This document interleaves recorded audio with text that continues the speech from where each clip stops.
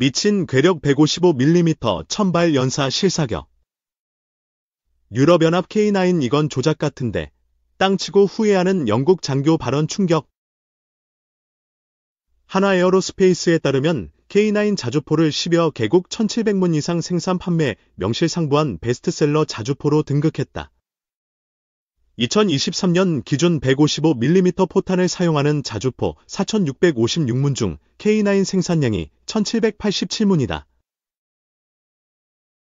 이 수치는 전 세계 자주포 수출 시장 가운데 K9이 36%의 점유율을 차지하는 기록을 의미한다. 이게 끝이 아니다. K9 자주포가 현대 전쟁의 변화에 발맞춰 계속 업그레이드되면서 진화하고 있다는 사실이다. K9, K9A1, K9A2, K9A3 등 성능 개량을 이어지고 있다. 최근 충남 계룡대 비상활주로에서 열린 KDEX 2024 전시회에서 한화의 차세대 자주포 K9A3의 모형과 상세 내용이 최초 공개되기도 했다. 그동안 부분적으로 운영 개념만 알려졌지만 완성된 개념안을 통해 전체 성능을 공개한 것은 이번이 처음이다. 한국군 주력 자주포 K9A1 K9의 업그레이드 버전이다. 2018년 초도 양산이 시작돼 일선 부대에 배치됐다. K9A1은 주 엔진의 도움 없이 임무 수행이 가능하도록 보조 동력 장치를 새롭게 달았다는 게 가장 큰 장점이다. 조종수의 야간 잠망경을 절상형으로 교체해 주가는 물론 야간에도 신속한 임무 수행이 가능하다. 운영체계를 업그레이드한 자동 사격 통제 장치는 디지털 지도를 제공하고 실시간으로 탄약 현황을 관리할 수 있다. 성능 개량을 통해 K9A1에 대한 시뮬레이션 결과 전투력이 2-3배 향상된 것으로 평가받고 있다. 하나에어로스페이스는 지난해 9월 영국 런던에서 글로벌 방산 전시회에서 한 단계 더 발전한 K9A2 자주포를 선을 보였다. K9 자주포의 두 번째 개량 모델이다. 위치 확인과 제원 계산, 방열, 송탄 및 장전, 신관 장입과 사격까지 거의 모든 과정이 자동화된 무인 포탑으로 구성됐다. K9의 차대나 기동체계는 그대로 쓰지만 탄약장 전장치의 구조를 바꿨다. 지금까지 반자동으로 이뤄지던 포탄과 장약장전을 자동장전 장치로 개선해 완전 자동화했다. 이를 통해 최대 분당 9발까지 발사가 가능하다. 포탑 내부 설계도 대폭 변경되고 포탑 길이도 길어졌다. 자동장 전장치의 도입으로 탄약수 2명이 필요 없어져 탑승 인원이 현재 5명에서 3명으로 줄어든다. 여기에 포탑 자동화에 따른 K6 기관총 운용 공간 제한 사항 극복 및 자체 방호를 위해 포탑 위에 원격 사격 통제 체계도 적용했다. 화재 발생 시 피해를 최소화할 수 있도록 자동 소화 장치를 장착해 생존성도 향상시켰다. 또 혹석이 승무원의 온열 손상 예방을 위해 냉방 장치 및 전투 효율성 향상을 위해 승무원들이 쾌적한 환경에서 작전을 수행하도록 냉방 장치도 설치된다. 특히 현수장치 개선 및 궤도 경량화를 위해 고무궤도 적용을 검토하고 있다. 실제 영국에서 열린 DSE 2023 전시회에서 공개된 신형 자주포는 기존의 금속재 무한궤도 대신 레드백 보병 전투차에도 적용된 복합 고무궤도가 달렸다. 복합 고무궤도는 기존의 금속재 무한궤도에서 발생하던 기동 시 금속 마찰에 의한 소음도 없다. 도로 주행 시 도로 파괴를 막고 고속 주행을 할 수 있다. 이 같은 성능 개량이 이뤄지면 분당 발사 속도 등 개선으로 K9 자주포에 우위를 보이던 독일제 PZ-2000 자주포와의 성능 격차가 크게 줄어 수출 경쟁력이 한층 높아질 것으로 기대된다. K9 자주포의 업그레이드는 여전히 진행형이다. 가장 최신 버전은 완전한 무인 기동이 가능하도록 K9A3 연구 개발도 시작됐다. 유무인 전투체계 기술을 적용해 장기적으로 병력이 탑승하지 않고 완전 자율 기동하는 K9 자주포 개발이다. 자주포 기술의 퀀텀 점프를 추진하고 있는 셈이다. 가장 큰 혁신은 세계 최초의 유무인 복합자주포 운용이다. 개발이 완료되면 K9A3은 세계 최초의 유무인 복합 자주포로 한 명의 승무원이 자주포 1대를 통제하거나 상황에 따라 몇 명만으로 자주포 한 개 대대 전체를 통제할 수 있는 자동 운영 기능까지 가능해지나. 이를 위해 신기술 개발은 세 가지 방향에서 진행하고 있다. 우선 K9A2에서 실용화되는 완전 무인화 자동장전 기술을 적용해 자주포에 필요한 장전수를 없애는 것이다. 다음으로 유무인 복합 주행 기능을 장착해 무인 자주포가 자율적으로 이동하거나 군병력인 탄 선도 차량이 길을 앞서 나가면 뒤따라가는 추종 모드로 주행이 가능하게 설계한다. 마지막으로 K11A1 사격지 휘통제 차량 도입이다.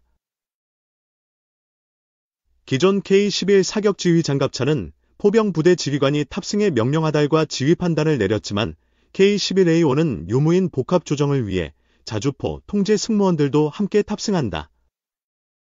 원격으로 조정하는 움직인 통제소 역할을 하는 것이다.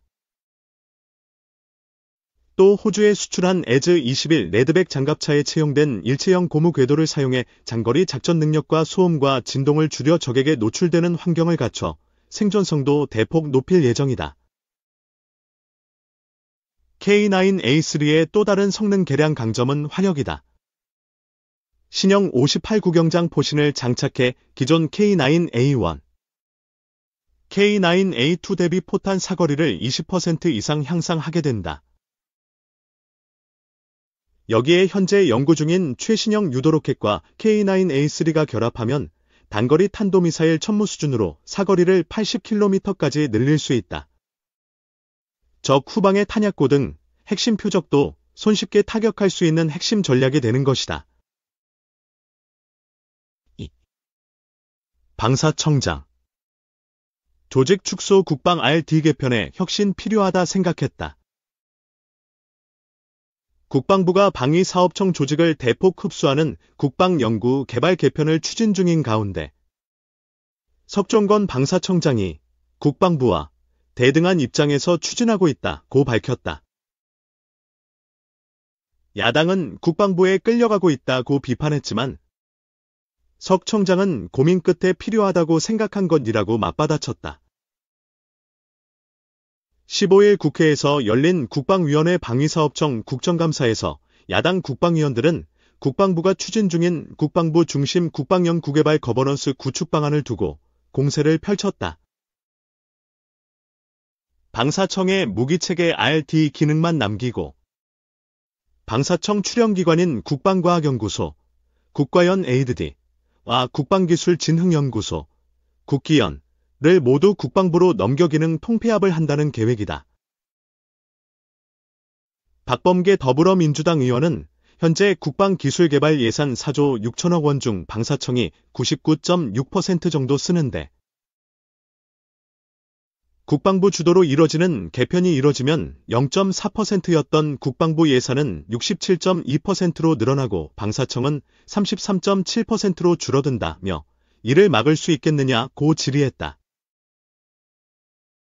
공룡 국방부에 대한 우려를 전한 것이다.